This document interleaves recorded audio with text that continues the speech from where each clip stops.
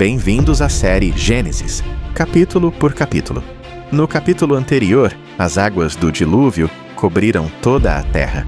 Agora, depois de longos meses, a história muda de tom. A arca flutuava sozinha, sobre um mundo silencioso. Mas Deus se lembrou de Noé. Então ele fez soprar um vento sobre a terra, e as águas começaram a baixar. A cada dia, a água recuava, montanhas voltavam a aparecer, e a arca repousou suavemente sobre os montes de Ararat. A espera não tinha acabado, mas o recomeço já havia começado. Noé abriu a janela da arca. Primeiro, soltou um corvo, mas ele ia e voltava, sem encontrar descanso. Depois, soltou uma pomba. Ela voou, procurou, mas não achou onde pousar. E voltou para ele. 7 dias depois, Noé a soltou de novo. E desta vez, ela voltou com um ramo verde de oliveira no bico. A vida havia voltado à terra. Na terceira vez, Noé soltou a pomba, e ela não voltou mais. Então Deus disse a Noé: sai da arca, tu, tua família e todos os seres vivos contigo. A porta se abriu, a terra estava limpa, era um novo mundo. Noé construiu um altar para o Senhor, ofereceu sacrifícios de gratidão. E o Senhor sentiu cheiro suave: nunca mais amaldiçoarei a terra por causa do homem. A história do dilúvio não termina com destruição, mas com graça. Não termina com juízo, mas com um novo começo. Deus se lembrou de Noé. Gênesis 8:1. E você? Já passou por um tempo de tempestade? E depois viu Deus te dar um recomeço? No capítulo anterior, Noé e sua família saíram da arca. Deus lhes deu um recomeço. Agora, Ele estabelece uma aliança para todas as gerações. Pela segunda vez, a história da humanidade começava com uma única família. E Deus disse: crescei, multiplicai-vos e enchei a terra. O Deus que preservou a vida agora ensina como vivê-la. Ele disse: todo animal vos servirá de alimento. Assim como as plantas, vos dou tudo. Mas não comam o sangue, porque no sangue está a vida. Mesmo após o juízo, Deus reforça o valor da vida, até da vida animal. E então Deus declarou: quem derramar sangue humano, pelo homem o seu sangue será derramado. Porque o homem foi criado à imagem de Deus. A vida humana tem valor, não porque o homem é grande, mas porque carrega a marca do Criador. Então o céu escureceu, a chuva caiu suave, e um arco de luz surgiu entre as nuvens.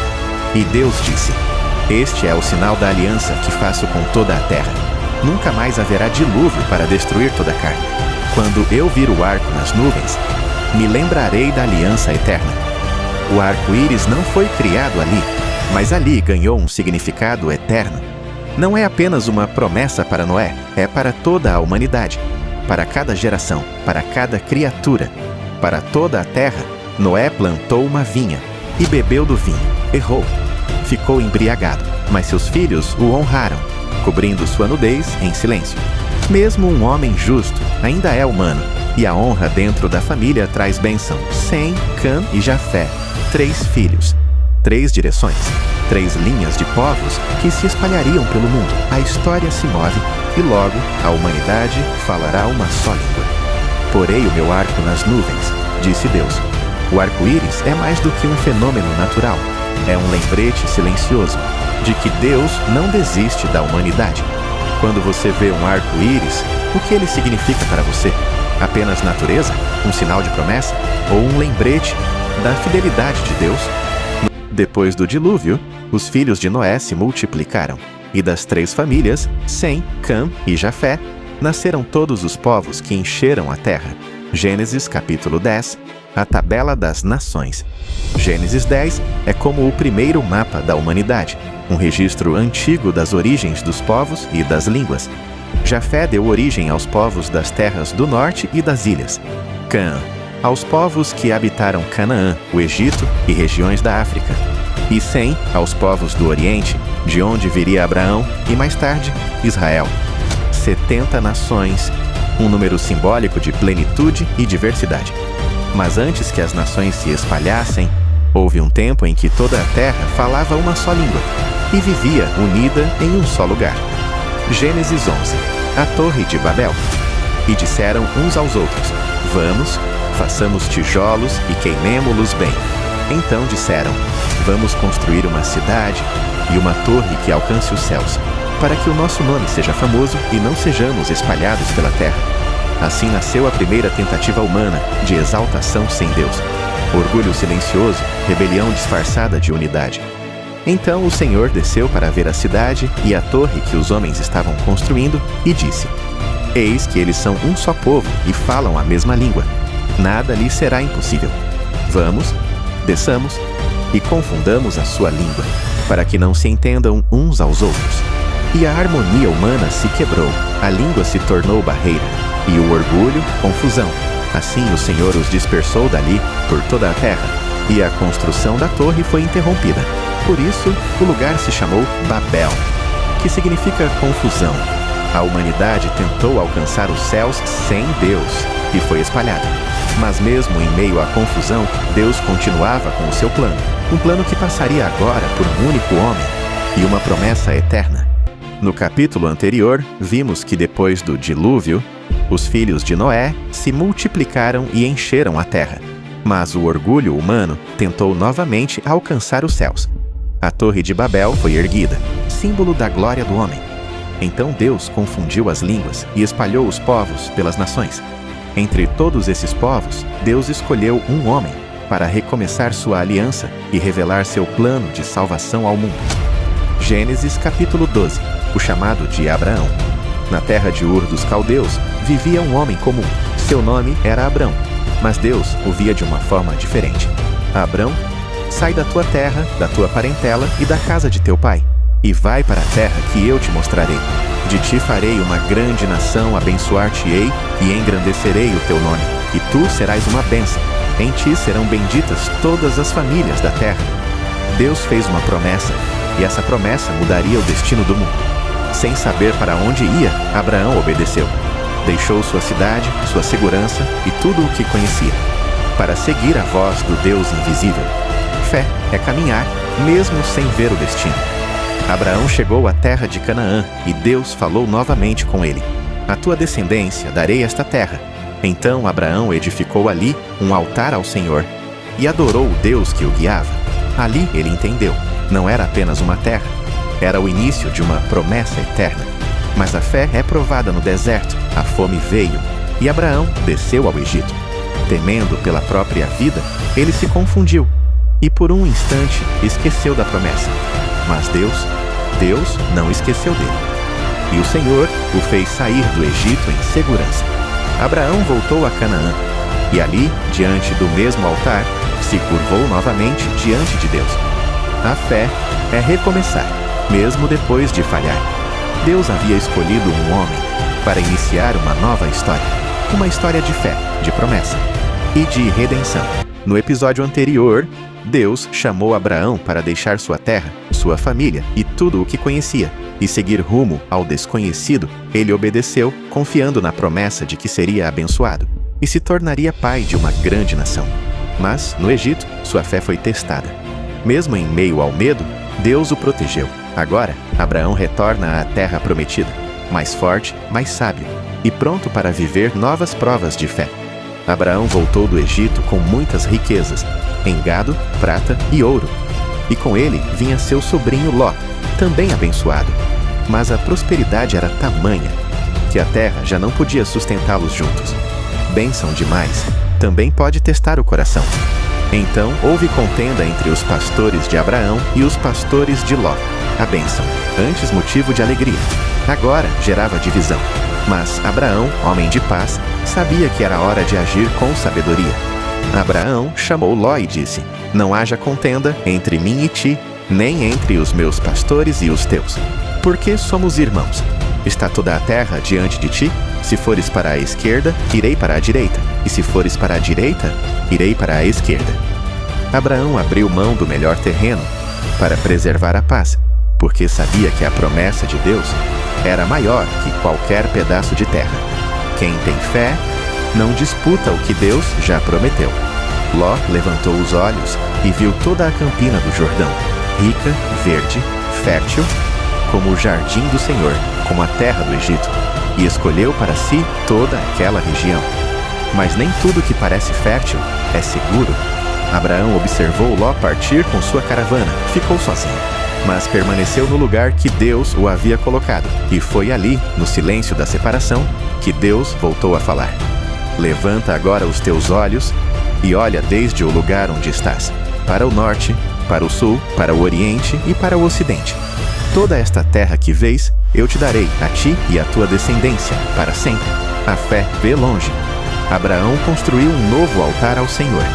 A cada passo de fé, ele deixava um sinal de gratidão, porque entendia que o verdadeiro tesouro não estava na terra, mas na presença de Deus.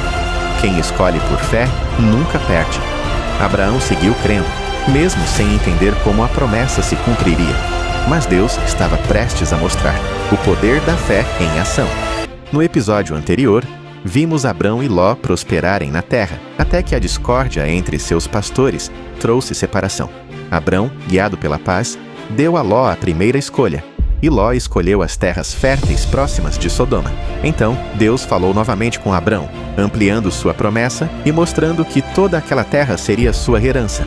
Mas enquanto Abrão vivia em tranquilidade, uma grande guerra começava a se formar nas regiões onde Ló havia decidido morar.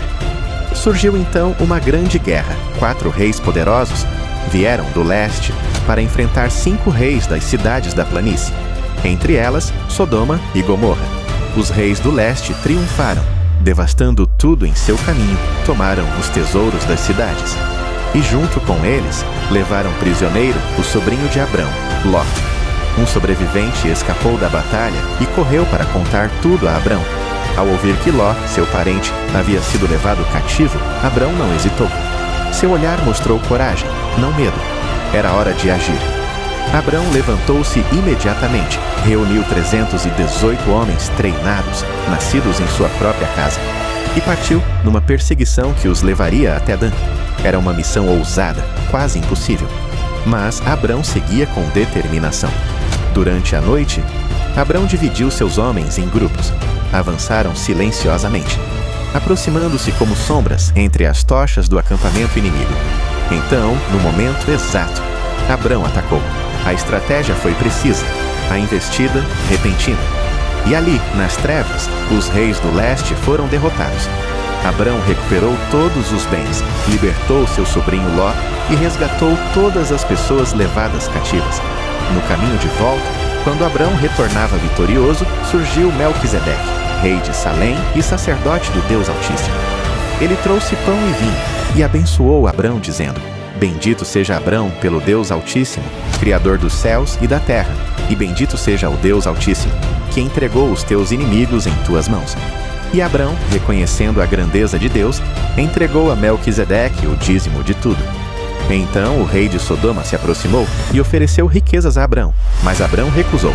Com firmeza declarou: Não aceitarei nem um fio, nem uma correia de sandália, para que não digas, eu enriqueci Abrão.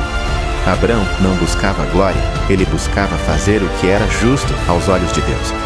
Assim, Abrão mostrou coragem, sabedoria e fé. Não lutou por poder, mas para salvar e fazer o que era certo. E Deus esteve com ele em cada passo da jornada.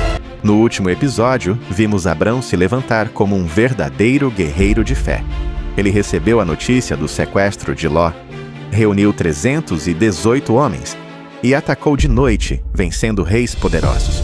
Depois, foi abençoado por Melquisedeque, sacerdote do Deus Altíssimo, e recusou as riquezas do rei de Sodoma, mostrando integridade e honra. Agora, depois da guerra, Abrão está sozinho, sob o céu do deserto. E é neste silêncio que Deus fala com ele de forma profunda e inesquecível. Depois desses acontecimentos, o Senhor falou com Abrão numa visão: Não temas, Abrão, eu sou o teu escudo, e tua recompensa será muito grande. A luz divina envolveu a noite, e Abrão, embora tocado pela glória, tinha perguntas guardadas no coração. Abrão abriu seu coração diante de Deus: Senhor, que me darás? Continuo sem filhos, e o herdeiro da minha casa é Eliezer, de Damasco. Não me deste descendência, e um servo herdará tudo. Era a voz de um homem fiel, mas ferido pela espera. Então o Senhor lhe respondeu: Este homem não será teu herdeiro será o filho que nascerá de ti. Deus levou Abrão para fora da tenda e disse: Olhe para o céu, conte as estrelas. se é que pode. O céu brilhava em milhares de pontos de luz. Assim será a tua descendência. E Abrão creu no Senhor, e isso lhe foi atribuído como justiça. Então Deus disse: Eu sou o Senhor que te tirou de Ur dos Caldeus, para te dar esta terra como herança. E Abrão perguntou com humildade: Senhor, como saberei que tomarei posse dela? Deus então respondeu com um pacto sagrado. Deus ordenou: Traga-me uma novilha, uma cabra e um carneiro de 3 anos, uma rolinha e um pombinho. Abrão preparou tudo conforme Deus pediu.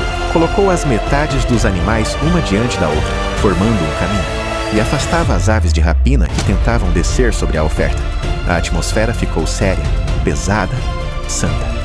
Quando o sol se pôs, Abrão caiu em um sono profundo. Uma escuridão densa o envolveu.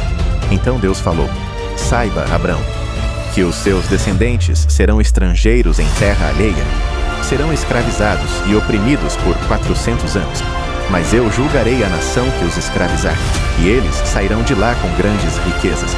Quanto a você, irá em paz, e será sepultado em boa velhice.